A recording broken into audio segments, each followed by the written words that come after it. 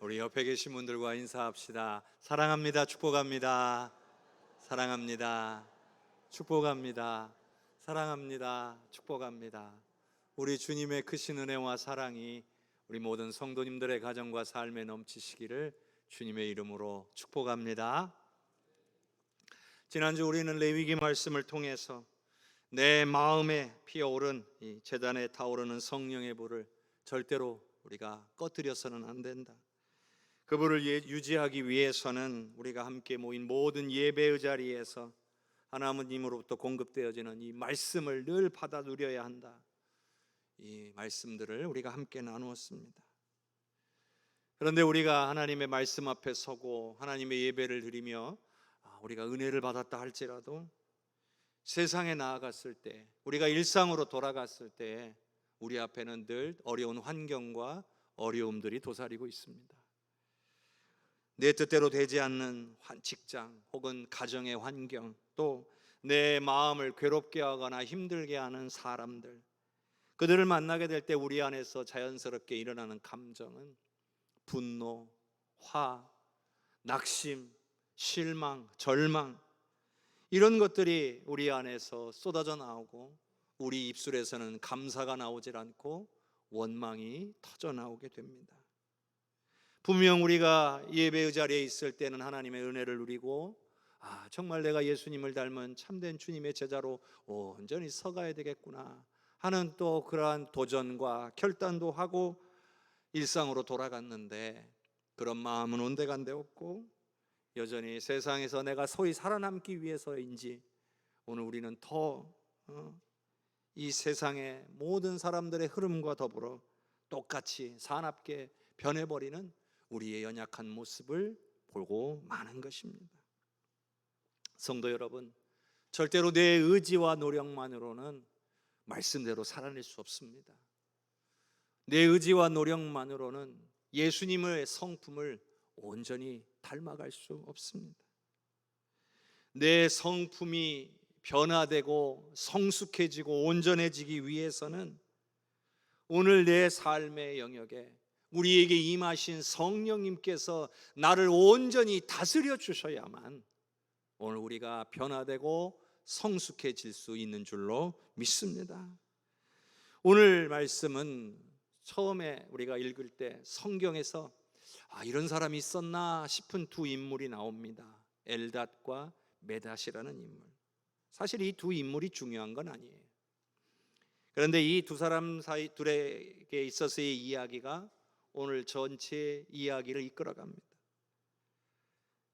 오늘 우리가 이 말씀을 통해서 하나님이 우리에게 무엇을 말씀하시고자 하는가, 하나님이 우리에게 원하시는 게 무엇인가, 하나님이 우리를 얼마나 사랑하시는가, 이런 것들을 오늘 우리가 깨닫는 그런 은혜의 시간이 될 줄로 믿습니다. 뿐만 아니라 우리 삶의 가장 큰 문제, 내가 내 삶의 기준이 되고 내 지식과 내 경험이 기준이 되어서 하나님의 말씀을 기준으로 삼지 못하는 우리의 연약함도 보게 될 것입니다.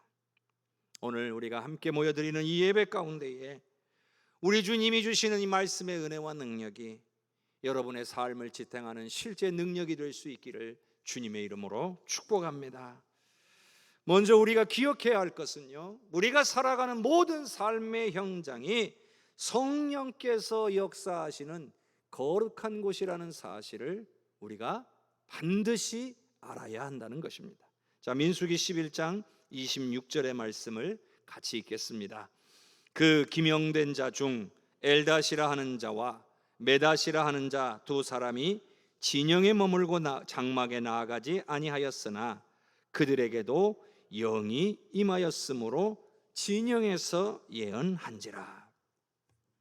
이스라엘 백성들이 광야를 걸어가면서 원망과 불평을 막 쏟아내니까 지도자였던 모세가 이 이스라엘 백성 전체를 감당하고 이끌어가는 게 너무나 버거웠던 거예요.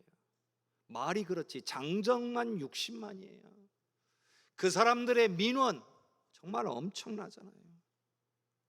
그러니 모세가 할 수 있는 건 하나님 앞에 엎드리는 일밖에 없었어요. 하나님, 도저히 감당 못하겠습니다.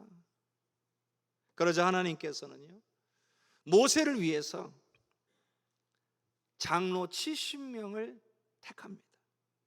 그리고 그들을 모세가 있는 하나님의 장막 주변으로 모이라고 하는 거예요.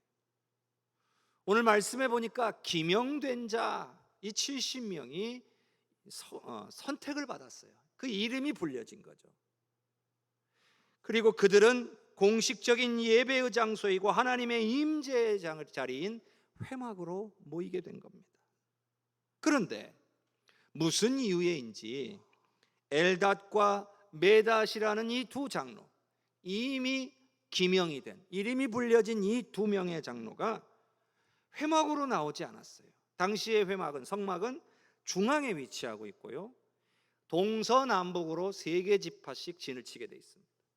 그러니까 각 지파 안에 있던 장로들이 하나님의 부르심 앞에 가운데 있는 성막, 회막으로 딱 모인 거예요. 그런데 어찌된 일인지 이 두 명은 그 회막에서 나오지 않고 자신의 진영에 머물러 있었습니다. 이유는 몰라요. 몸이 안 좋았는지 혹은 부정한지 알 수는 없어요. 그런데 이 놀라운 하나님의 기름 부으심, 성령의 역사가 오늘 하나님의 부르심 앞에 순종하여 나온 이 68명의 장로들에게만 임한 것이 아니라 진중에 있는 성막으로 나오지 않은 2명의 장로에게도 임했다는 놀라운 사실이 있는 거예요. 사람들은 생각할 겁니다. 아, 저 두 사람은 하나님의 부름 앞에 나오지 못했다. 무슨 이유가 됐든지 간에 그들은 이 자리에 나오지 않았으니까 하나님이 부으시는 이 은혜를 받을 자격이 없다, 이렇게 생각했을 겁니다. 그런데 놀랍게도 진중에 있는 그 두 사람에게도 성령이 똑같이 강력하게 임해서 예언을 하기 시작했습니다. 여러분, 이게 무엇을 뜻하는 걸까요? 몇 가지 사실을 우리에게 알게 해줍니다.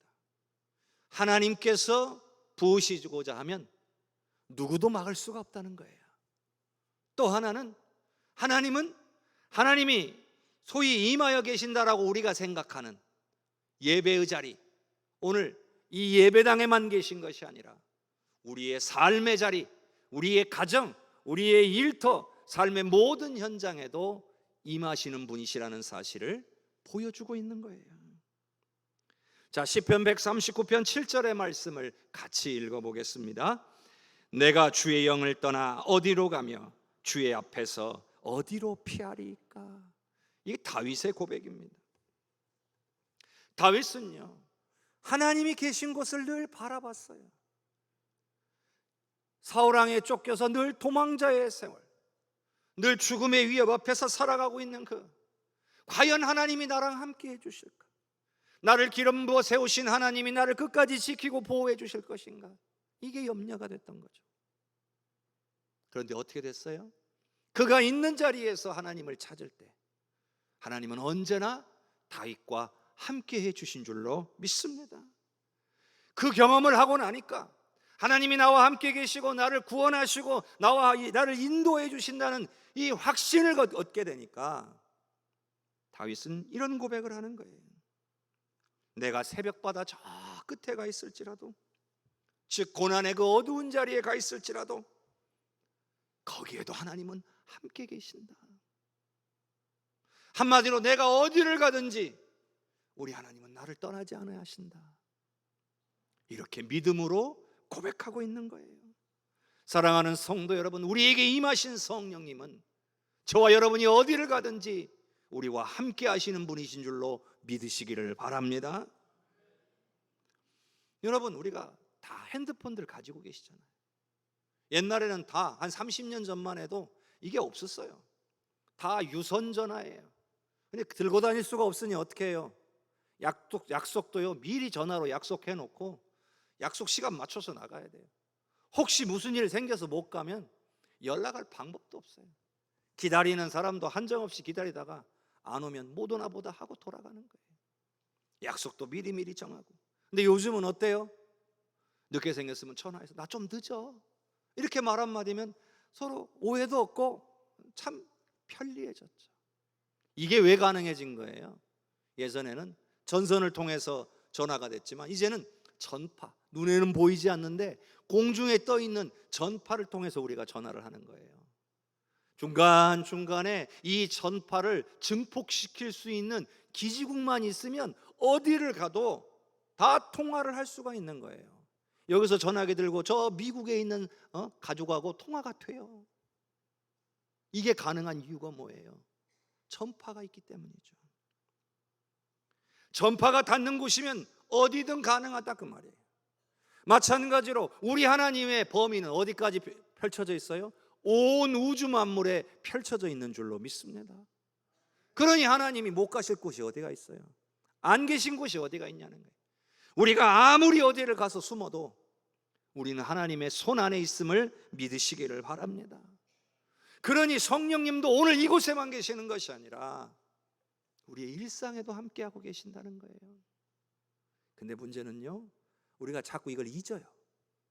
성령이 지금 내 안에 계시고 나와 함께 계신다는 사실을 자꾸 잊어요. 마치 하나님이 나랑 함께 계시지 않는 그런 사람인 것처럼 살아요. 범죄하고 믿지 않는 사람보다 더 악한 일을 행하고 살아가는 이들이 종종 있어요. 그런 사람들은 왜 그렇게 살아갈까요? 성령이 나랑 함께 계시고, 즉 하나님이 나랑 함께 계신다는 사실을 믿지 않기 때문에 그래요. 살아계신 성령님을 경험해 본 적이 없기 때문에 그래요. 하나님이 얼마나 위대한 분이신지를 모르기 때문에 그러는 거예요. 그러나 하나님은 살아계시고 전능하신 분이시고 언제나 나와 함께 계시고 나의 모든 것을 아시고 언제나 나와 함께 계시는 분이라는 사실을 우리가 분명히 믿는다면, 우리가 말씀대로 살려고 하다가 실패할 수는 있어도요, 말씀과는 무관하게 아예 난 하나님 없는 사람처럼 살아가려고는 안 할 것입니다. 혹시 우리가 하나님의 함께 계심을 우리가 인정하지 않으려고 하는 건 아닌가? 외면하려고 하는 것은 아닌가? 내 뜻대로 살고 싶어서, 내 마음대로 살고 싶어서 하나님이 함께 계심을 인정하지 않고 하나님을 찾지 않고 하나님을 의지하려고 하지 않는 것은 아닌가?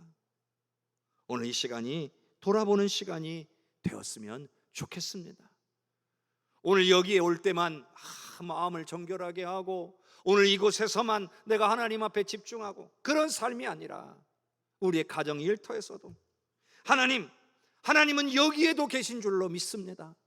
성령으로 나와 함께 하시는 이곳이 성령이 다스리는 거룩한 장소인 줄로 믿습니다. 오늘 이렇게 저와 여러분이 믿음으로 선포할 수 있기를 바랍니다. 여러분 있잖아요, 우리의 입을 여는 게 정말 중요해요. 내 입을 열어서 시인하고 선포하는 게, 그게 믿음이에요. 알고 있는 것과 고백은 달라요. 성령이 여기 계십니다. 성령이 나와 함께 계십니다. 내 입술을 열어 선포하면 거기가 성령이 임재하시는 거룩한 장소가 되는 거예요. 왜? 믿음의 고백이 있었잖아요. 근데 알고는 있는데 우리가 기억하지 못하거나 시인하지 못하거나 선포하지 못하면 성령께서도 거기서 역사하실 수가 없는 거예요. 성령님 지금 이곳에 계시니 하나님의 뜻을 나를 통하여 이루어 주시옵소서, 나를 다스려 주시옵소서, 이렇게 믿음으로 선포하는 오늘 저와 여러분이 될 수 있기를 주님의 이름으로 축복합니다. 이 믿음의 선언 위에 우리의 삶의 실천, 순종이 나올 수가 있는 거예요. 믿음의 고백이 없는데 어떻게 말씀의 순종이 나와요? 어떻게 말씀대로 실천할 수가 있겠냐는 거예요. 고백이 먼저예요. 오늘 우리는요, 기준이 있어요. 내 고집이 있고 아집이 있고 신앙적인 영역에 있어도 삶을 살아가는 지혜에 있어서도 내가 다 기준이 있어요. 그러니까 고민 없이 내 생각대로, 내 판단대로, 내 경험대로 딱 실행하려고 하는 게 있어요. 근데 여러분, 그게 전적으로 옳아요? 내가 경험한 거니까 이건 틀림없어, 맞아요? 그렇지 않아요. 아무리 지금까지 옳았던 일도 하나님이 아니다 하시면 아닌 거예요. 하나님이 다른 계획을 갖고 계시잖아요. 그럼 우리의 지식과 경험은 아무것도 아닌 게 돼요. 그 순간. 물론 우리의 지식과 경험을 우리 하나님은 사용하시는 분이기도 해요. 그러나 더 중요한 것은 하나님의 뜻을 내 뜻보다 우선할 수 있겠냐는 거예요. 자, 민수기 11장 27절과 28절을 함께 읽겠습니다. 한 소년이 달려와서 모세에게 전하여 이르되 엘닷과 메닷이 진중에서 예언하나이다 하매 택한 자 중 한 사람 곧 모세를 섬기는 눈의 아들 여호수아가 말하여 이르되 내 주 모세여 그들을 말리소서. 갑자기 진중에서 자기 집에 앉아있는 엘닷과 메닷에게서 갑자기 성령이 임하고 그들이 갑자기 예언을 하기 시작하니까 그 진영 주변이 다 뒤집어졌을 겁니다. 그래서 한 소년이 이걸 보고 가만히 있을 수가 없어가지고 모세와 함께 모인 장로들한테 알리려고 뛰어온 거예요. 그러자 이 소식을 들은 여호수아가 흥분했습니다. 내 주 모세여 저들을 당장 멈추게 하십시오. 말리셔야 합니다. 물론 여호수아가 나쁜 의도로 한 건 아니에요. 나름 자기가 가지고 있는 신앙적 지식, 경험적 지식에 따르면 그게 옳지 않다라고 판단을 한 거예요. 그러니 우리 공동체를 위해서 이게 저렇게 되도록 내버려둬서는 안 됩니다. 혼란을 야기할 수 있습니다. 그렇게 판단한 거예요. 적어도 하나님의 질서 속에서 하나님이 택하신 말씀에 순종하는 자들의 모임을 통해서 하나님의 영이 임해야지, 무슨 이유가 됐든지 오지도 않은 사람에게 하나님의 영이 임한다, 이거는 심각한 문제를 일으킬 수 있는 것 아닙니까? 자신만의 확고한 고정관념, 신앙적 기준을 갖고 있었던 거죠. 근데 여러분, 이게 성령의 역사를 회방하는 일이죠. 이미 하나님의 영은 임했어요. 여러분, 하나님의 영은 누가 부으셔요? 하나님이 부으세요. 자, 하나님이 잘못한 겁니까? 실수로 엘닷과 메닷까지 하나님이 정보가 지금 입력이 잘못돼가지고 2명 참석한 줄로 착각해가지고 거기 2명에게 부으신 겁니까? 아니잖아요. 하나님이 다 계획과 뜻 가운데 있는 일이에요. 그런데 여호수아가 어때요? 자기 생각이 더 옳은 거예요. 자신의 경험한 그 짧은 지식, 여러분, 하나님 나라로 세워가려고 이제 시작한 게 얼마 안 됐던 때예요. 이스라엘 백성들이 애굽 땅 나와가지고 시내산에서 하나님과 언약 맺고 이제 광야 생활하면서 이제 조금 이제 하나님 나라에서 요만큼 배워가고 있을 때예요. 근데 여호수아가 뭘 얼마나 안다고 하나님 하시는 일을 자기 생각으로 판단하고 있는 거예요. 우리도 그럴 때가 있어요. 예를 들어서 이런 거죠. 아유, 저 사람은 나보다 봉사도 조금 하고 헌신도 많이 안 하는데 왜 저런 은혜를 받을까? 내가 볼 때 저 사람은 신앙생활도 제대로 안 하는 것 같은데 왜 복을 많이 받는 걸까? 여러분, 이건 우리의 기준으로 보는 거예요. 여러분, 우리가 아무리 그렇게 생각해도 하나님께서 정하신 대로 이루어지는 거예요. 그래서 우리는요, 내 생각, 내 뜻을 내려놓고 주님의 마음으로 채워져야 되는 거예요. 그게 주님의 마음으로 채워지지 않으면 내 뜻과 내 생각이 막 이렇게 딱 서 있잖아요. 그러면 판단하게 되고 정죄하게 되고 시기하고 질투하고 원망하고 깔보게 되는 거예요. 내 안에 정말 불평하고 원망하고 시기하고 짜증내고 이런 마음들이 막 쌓이게 되면, 이 내 안에 주님의 마음이 없구나, 세상의 생각과 기준이 내 안에 딱 자리 잡아서 내 생각, 내 기준에 내가 매여 있는 거구나, 이렇게 우리가 판단할 수 있어야 됩니다. 자, 빌립보서 2장 5절 말씀을 우리 같이 한번 읽어보도록 합시다. 너희 안에 이 마음을 품으라 곧 그리스도 예수의 마음이니. 바울 사도가 빌립보 교인들을 향해서 너희 안에 다른 마음 말고 예수님의 마음을 품으라는 거예요. 그게 진짜 중요하니까요. 예수님이 제자들에게 가르쳐 주셨던 우리 신앙인의 삶은요, 내 뜻, 내 기준, 이걸 고집 세우는 게 아니라 오히려 예수님처럼 겟세마네 동산에서 아버지여 내 뜻대로 마옵시고 아버지의 뜻대로 하옵소서, 이렇게 하라는 거예요. 그러려면 주님의 마음이 내 안에 있어야 돼요. 여러분, 내 뜻대로 마시고 아버지 뜻대로 하옵소서. 여러분, 이 기도가 쉬워요? 너무 어렵잖아요. 여전히 우리 안에는 주님, 내가 원하는 대로 해주세요. 내가 바라는 대로 해주세요. 만약에 내 뜻과 주님의 뜻이 다르면 우리는 어떻게 해야 돼요? 내 걸 포기해야죠. 근데 많은 사람들이 내 뜻하고 주님 뜻이 다를까 봐 주님의 뜻을 안 물어봐요. 혹시라도 주님이 야, 내 뜻은 그게 아니니까 네 뜻 접어 말씀하실까 봐. 그러니 아무리 기도해도 응답이 안 되고 괴로운 거예요. 주님 앞에 주님의 뜻이 무엇입니까? 주님이 이 일을 통해 주님은 무엇을 우리가 깨닫기를 원하십니까? 이 일을 통해 주님이 원하시는 일을 어떤 일을 이루시려고 하는 겁니까? 우리는 그걸 주님께 여쭤볼 수 있어야 한다는 거예요.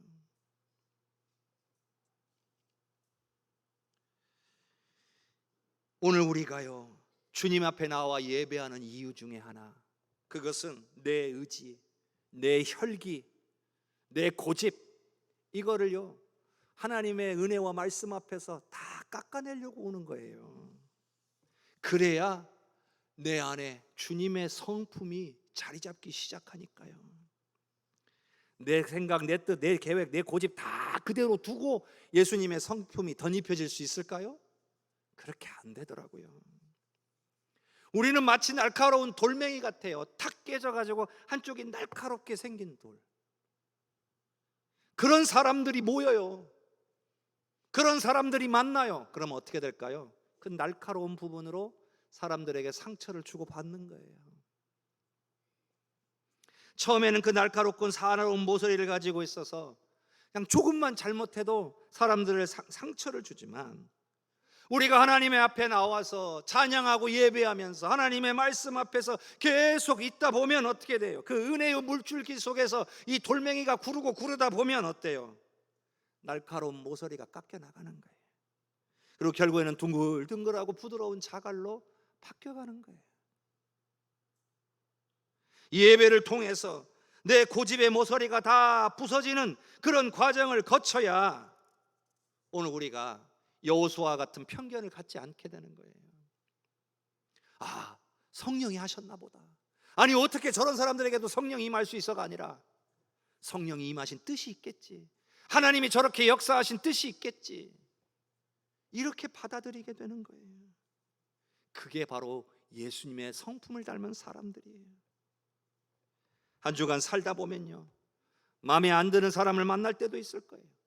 내가 바라지 않는 환경 가운데 놓여질 때도 있을 거예요. 그러면 우리는 또 흥분하고 또 분나고 또 괴로워하고 그럴 겁니다. 이건 아니지, 이렇게 되면 안 되는 거잖아. 불평과 불만을 내 입으로 다 쏟아내고 싶은 순간이 있을 거예요. 그때 우리가 잠시 우리에게 입을 닫아야 돼요.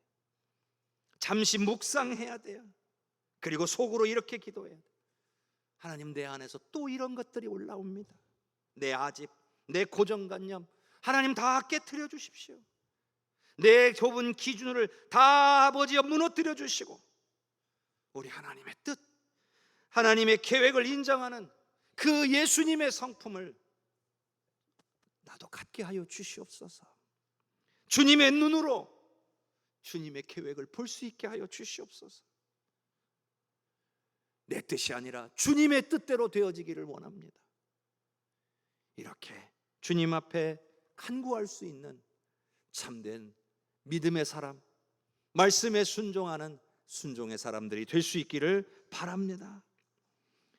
자, 예수님이요, 이렇게 우리를 성령을 부으시고 우리를 변화시키시는 이유가 있겠죠. 우리의 날카로운 부분을 깎아내는 이유가 있겠죠. 그것은 오늘 우리를 통해 하시려는 계획이 있는 거예요. 사명이 있다는 얘기죠. 자, 민수기 11장 29절을 함께 읽겠습니다.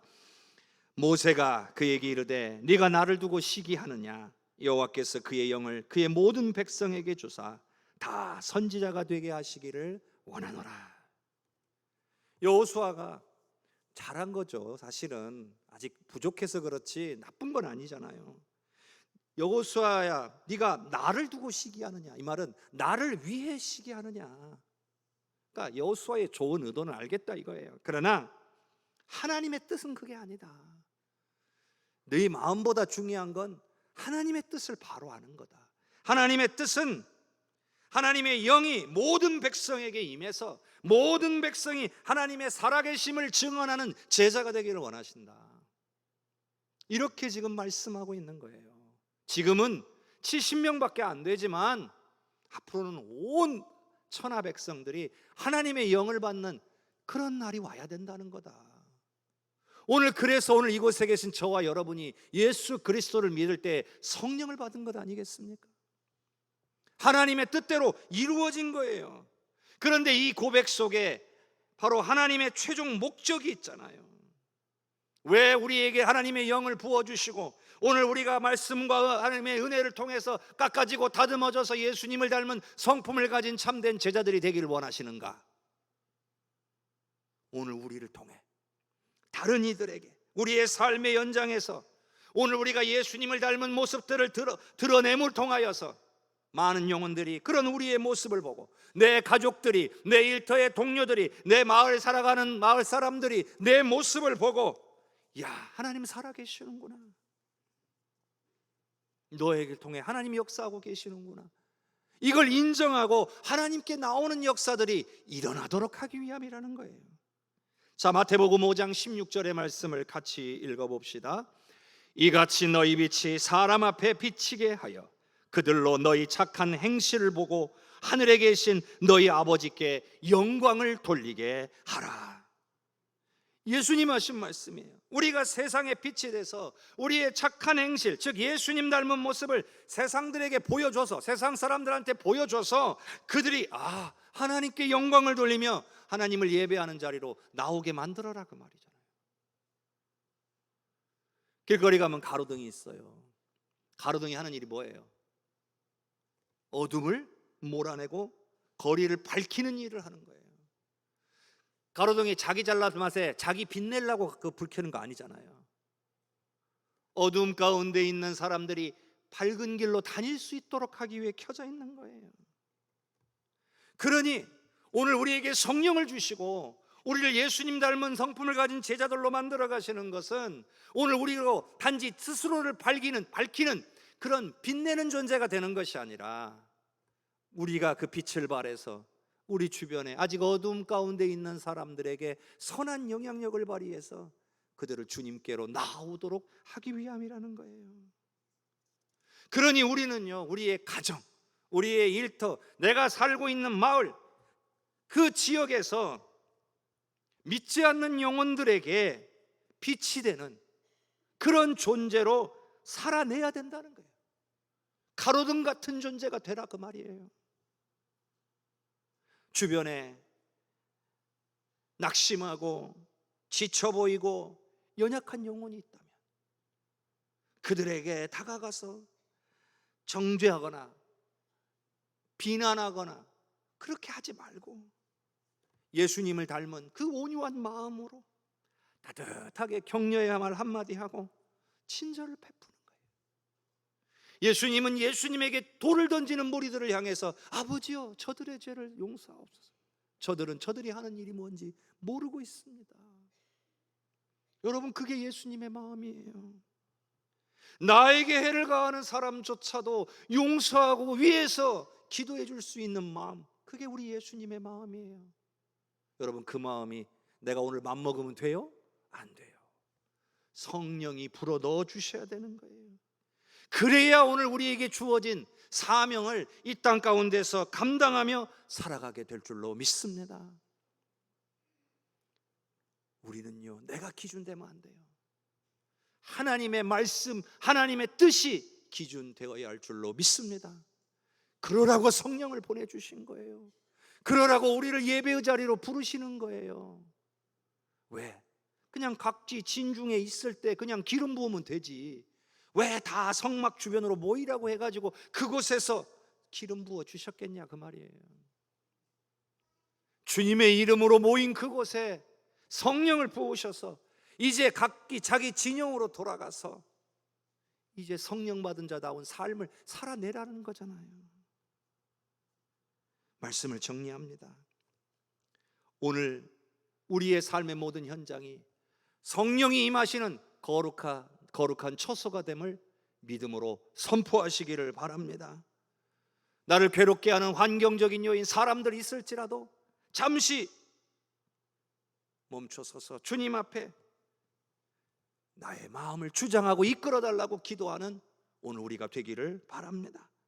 그리고 성령을 받았으니, 오늘 예수님의 마음을 품으라 하셨으니, 오늘 우리가 성령의 은혜로 변화되어져서 우리 주변에 믿지 않는 영혼들을 주님께로 이끌 수 있도록 친절을 베푸고 사랑으로 섬길 수 있는 우리가 되게 해달라고 오늘 우리가 기도하며 살아가야 될 줄로 믿습니다.